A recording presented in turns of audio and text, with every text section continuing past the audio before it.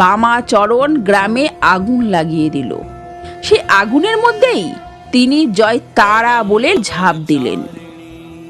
আশেপাশের লোকজন হাহা করে দৌড়ে এলো খ্যাপার কাণ্ড দেখে, কিন্তু সকলের সকল চেষ্টায় ব্যর্থ হলো। খ্যাপাকে কেউ বাঁচাতে পারল না। তার অনেকক্ষণ পরে কোনো রকমে আগুন নিভল।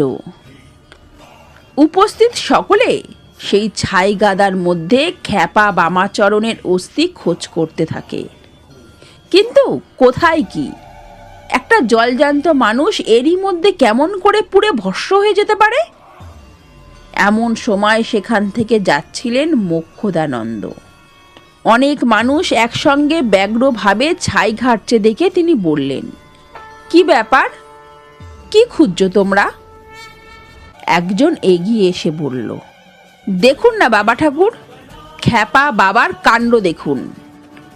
একে তো পাগলামি করে আগুন লাগিয়ে সব ছাড়খাড় করলো, তার উপর আবার নিজেই আগুনে ঝাঁপ দিয়ে আত্মহত্যা করলো। আমরা তারই অস্থি খুঁজছি। মোক্ষদানন্দ সব শুনে বললেন, তোমাদের যেমন বুদ্ধি, খ্যাপাকে মারে কার সাধ্য? দেখো গে, সে দিব্যি বসে ঠাকুর পুজো করছে।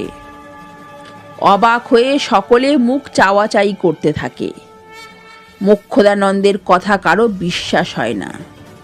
এও কি সম্ভব? এর প্রমাণ না নিলে চলে না। তখন আবার সকলে দল বেঁধে চলল শ্মশানে খ্যাপাকে দেখতে। জয় মা, জয় মা তারা, জয় গুরু বামদেব।